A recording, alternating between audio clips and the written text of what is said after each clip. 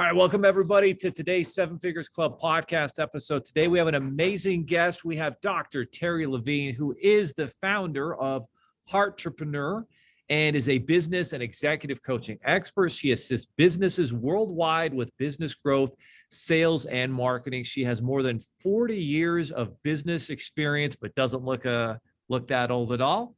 And she's encompassed the work with more than 5,000 business owners, entrepreneurs in many industries and professions. She is also a best-selling author of a dozen books, has her own radio and TV show, and is also a keynote speaker. Dr. Levine, welcome to the show. Thank you. I'm glad to be with you. So, Dr. Levine, I always like to find out kind of people's backgrounds. And, we have a lot of successful entrepreneurs on this podcast. And the audience always is curious, like, what is your background like? When you were growing up, did you know, yes, I'm going to be an entrepreneur? Did you show some of those signs? Were you out there selling newspapers? What was your background and upbringing like? And how do you think that affected the entrepreneur that you became? Well, that's a fascinating question. So I grew up in Yonkers, New York, and I actually grew up really, really poor, but I didn't know we were poor. I thought everybody had what I had. I wanted to be an actress when I was a young girl. I always wanted to be an actress, and I did do acting. It's part of my journey. However, my father was in sales, and I was a Girl Scout troop member. I sold the most Girl Scout cookies in all of New York State, okay, which is a pretty tall order. And when I was asked, well, how did you do that? I'm like, well, my father just told me, just keep asking, just keep asking. That's what I did.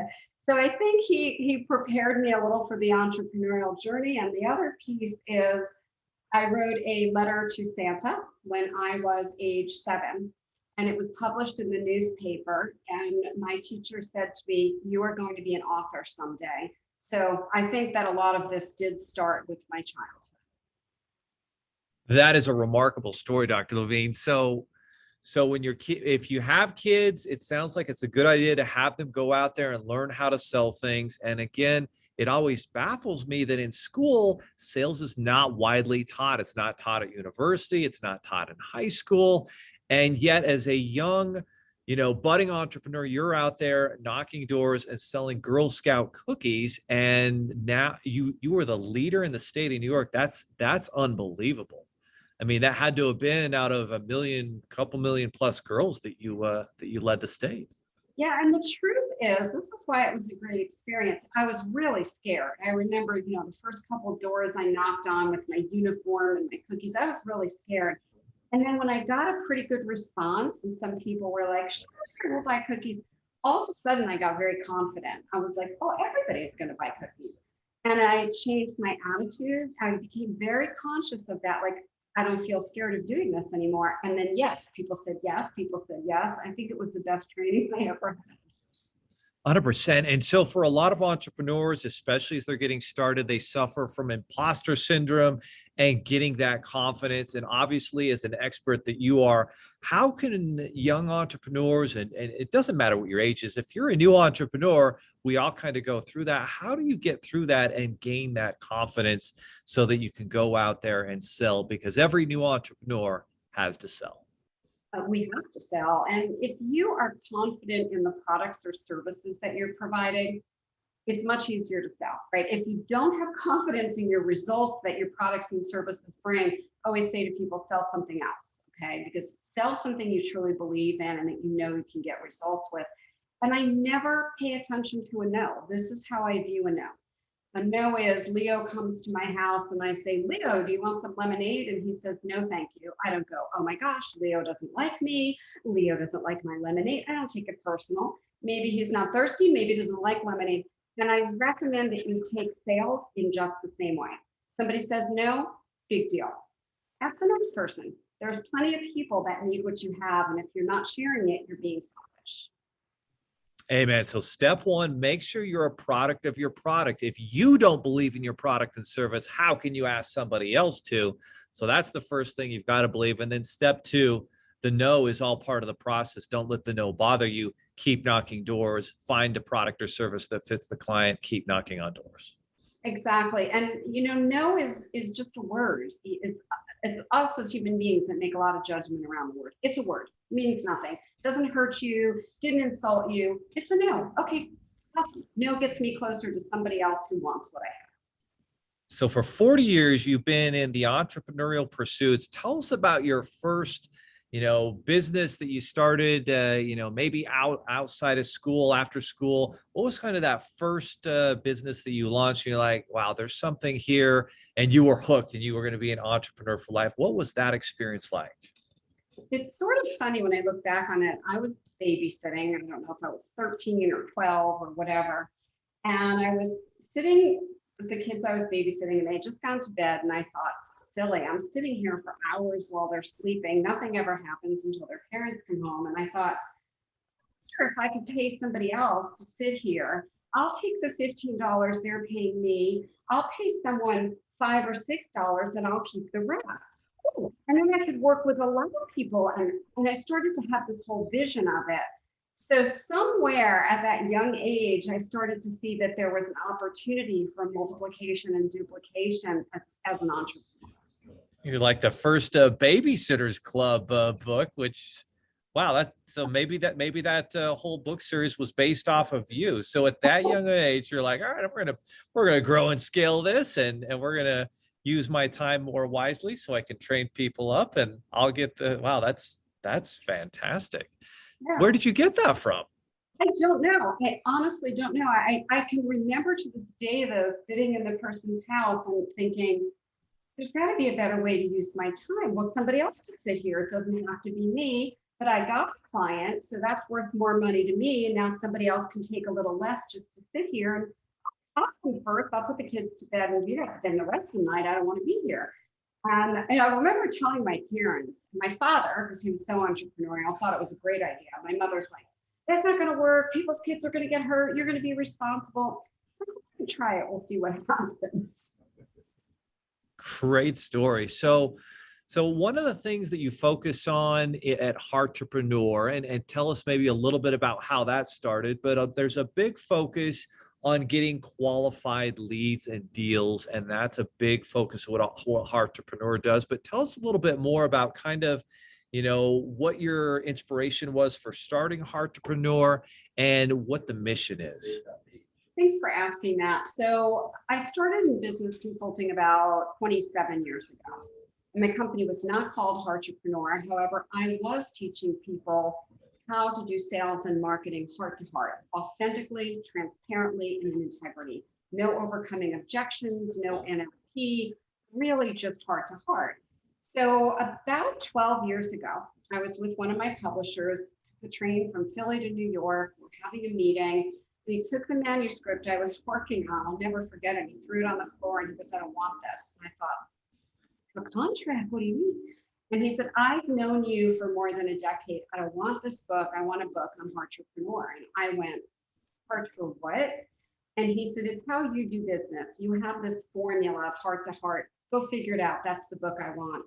And taking the train back home, I had one of those, I could have had a V8 moments like, oh my gosh, that is what I do.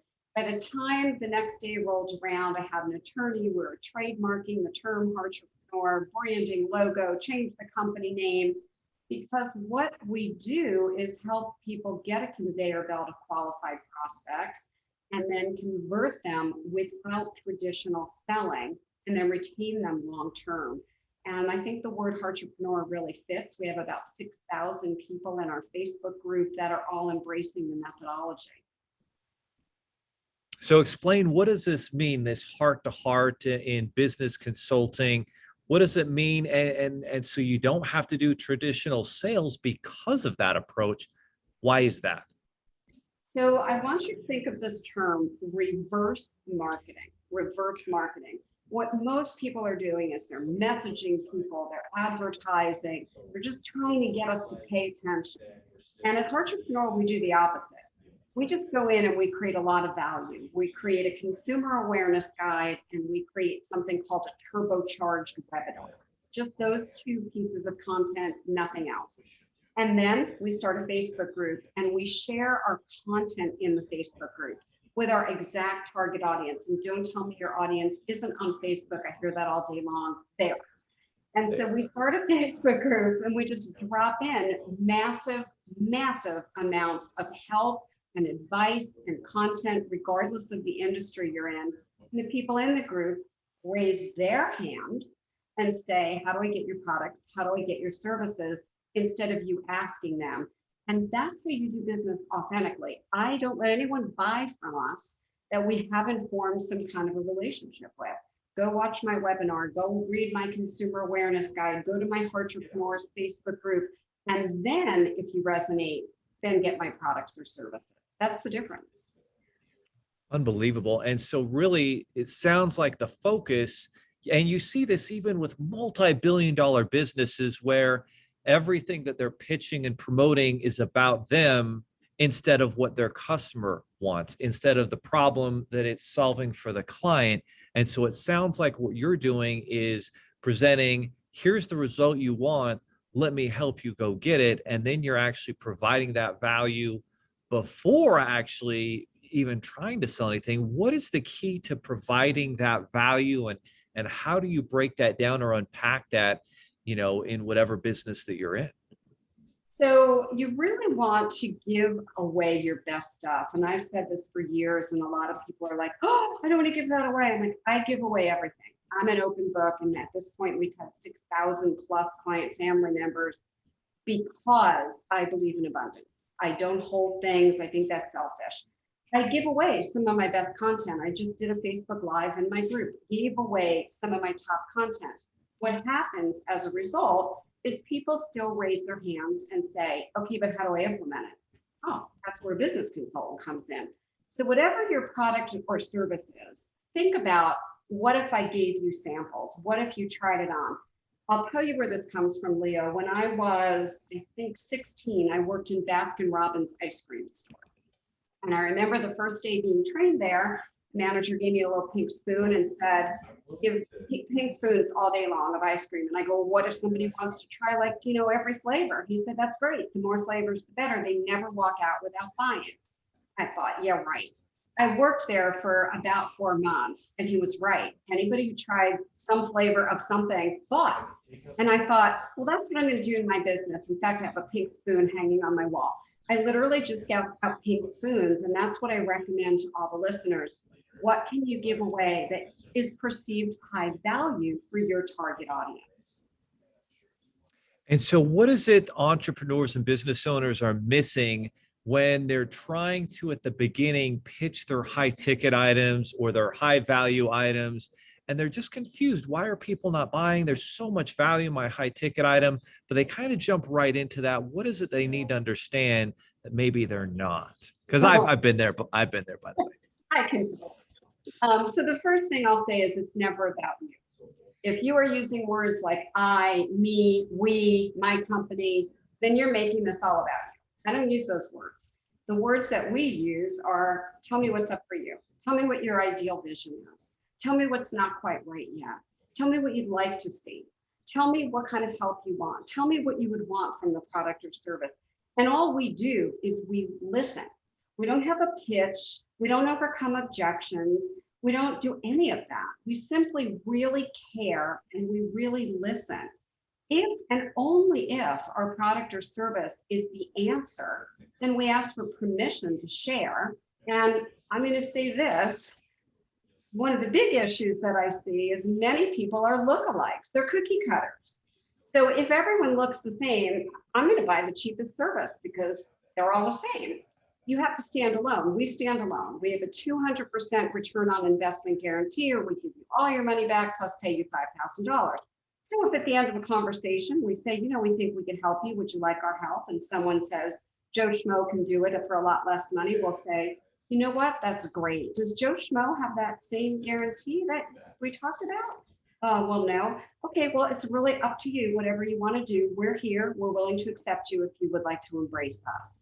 That simple. We don't follow up. We don't chase them. We don't hunt them down. Different. Way different. And the thing that that's attracting me is you're asking them the questions. It's not you presenting. And I see this all the time, that people are always selling. But what you should be doing is asking the right questions. How important is understanding the right questions to ask? And how can that kind of replace a sales presentation to a certain extent? I think it does replace the sales presentation. I've done sales training for large corporations like General Electric, and I've taught them my 5-question framework, and they were so skeptical. And one of the divisions that actually implemented it went from 63rd division in the company to number 3 within a few months. And then the whole company was sold that this was what to use.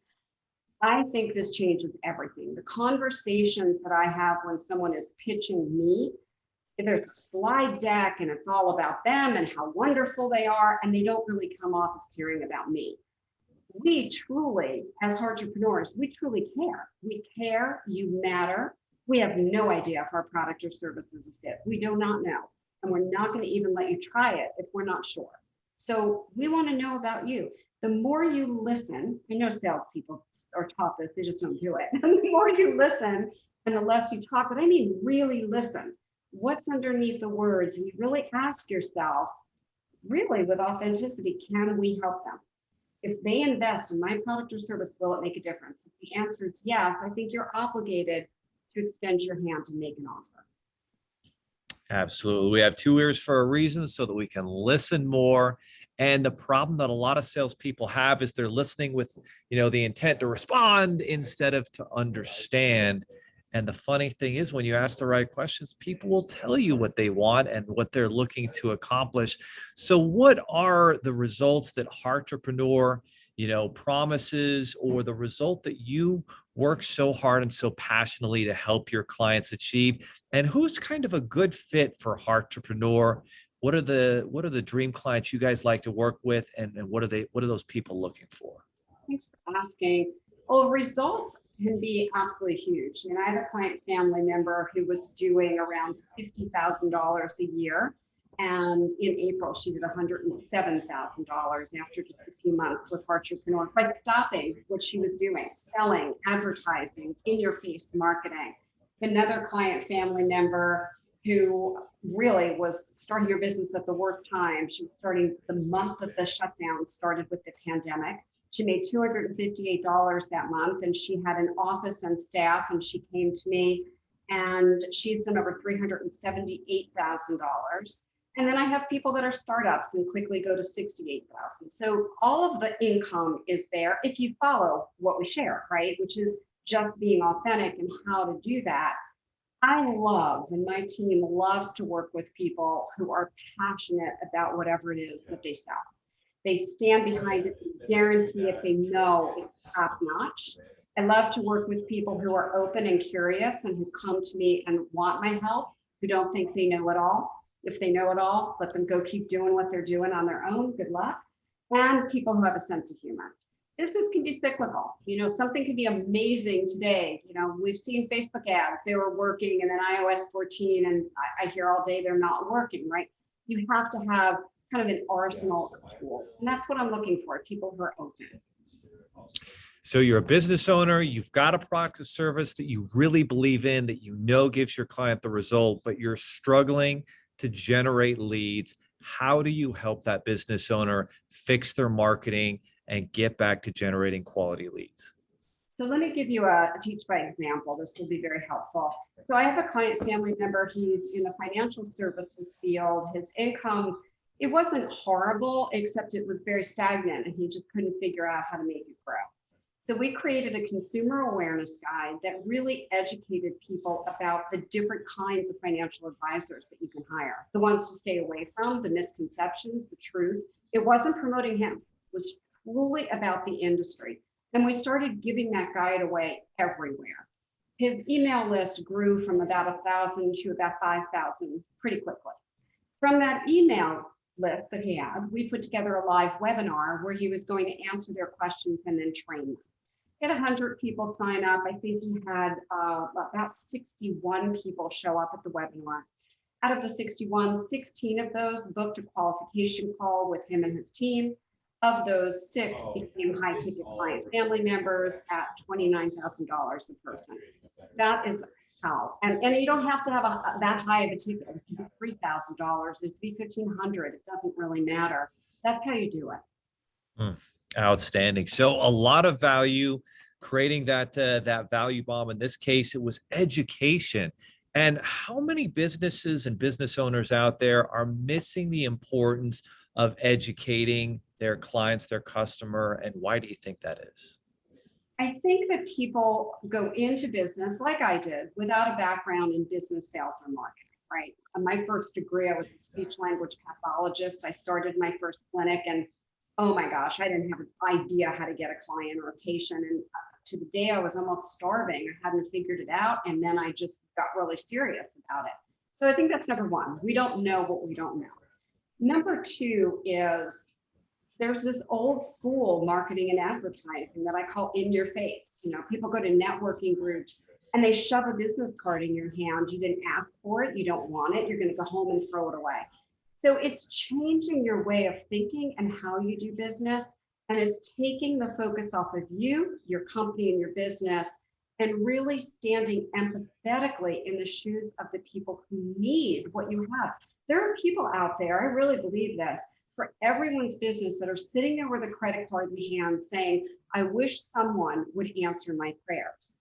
And I believe it's your responsibility to show up and do that. So the biggest shift, the biggest transformation is the education of taking the focus off of marketing people and starting to help people and offer what you have as a way for them to get whatever it is they're looking for in their business, their life, their relationships, their health, whatever it might be. Outstanding. So, as someone who's built a lot of communities, a lot of audiences over the years, what are some of the keys? Because right now we're kind of talking about growing. Now, how do you grow at scale? How do you build that community, that audience, and have a brand like Heartrepreneur that really starts to make a difference and make a big impact because it's growing? So I'm all about scaling. This is my 8th multi-million-dollar business. And in my second business, I figured out scale. My first business, I didn't have a clue. I got lucky. Somebody came in and bought it for a lot of money. I started my second business and I got very smart in my second business. And then I've just taken the formula. I want to put out the difference for people between owning a business and owning a company. Okay. A business is you trading time for money. You never have a way to exit it. You can't pass it on to your kids as a legacy. It's certainly not going to be a dynasty of wealth. A company runs without you. It doesn't need you. You might be the visionary. You might be the face of it. Bill Gates could step away. Steve Jobs stepped away, whether he wanted to or not. And the business is run without you. If the business is your face and your name and you're the brand and you've got to get in it every day and trade time for dollars, you do not have a sustainable, leverageable asset. So from day one, I like to work with a business owner and have them move out of the seat of being the business owner to being the CEO of a company. In fact, I say to people, if someone asks you, what do you do? And they go, I say, I'm a chiropractor, I'm a consultant. I'll say, I'm the CEO of my consulting company. I'm the CEO of my dental organization. And you're like, what? I'm like, right. You have to start sitting in a different chair. You have to start looking at the tasks that you're doing. Do you have to file those papers? Do you have to create that PDF? Use your brilliance in the areas that aren't. Delegate. Then create a community. And I don't care where you do it, LinkedIn, Facebook, Clubhouse, I really don't care. You need a place where your tribe, so to speak, can come together, hang out, get value from you and your organization. Again, it's a company. If Terri wasn't in there, I've got a whole team of consultants that can be in there. And so you've got to create kind of a way for them to recognize each other and speak to each other. I love being in my community. I did a live today and they're all tagging each other and talking to each other. Oh, you're a Heartrepreneur, you're a Heartrepreneur. I'm not promoting the brand. My client family members go and promote the brand now. That's what I want for everyone listening. Dr. Levine, one of the key things you talked about there is that engagement, because we can build things, we can have a community and audience, but if we don't have engagement, if there aren't people that are really touched, that are moving, that are implementing what we're teaching, then we don't have the valuable community that we want. So how do you promote and get that engagement? And what is that process like? And is it something daily that you do? Is it weekly? How often do you have to be doing something to get that engagement? So I have a formula for this and I'm happy to share it. I use one social media platform. I'm very transparent about this. Yes, I'm on other platforms. It's not me. I tell people upfront, my team navigates all the other platforms. I pick one. Facebook is my platform of choice. So on Facebook, I literally set a timer for 20 minutes a day, Monday through Friday, 20 minutes, because like when I do a Google search, Facebook can suck me in, okay?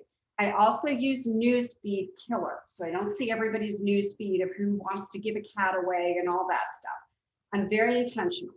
I speak pretty much in two other people's communities, then I go into their groups and I see if I can create any content, value, comment on a post, help someone. So I go in quickly to two groups, can I help? The rest of the time is spent in my own group.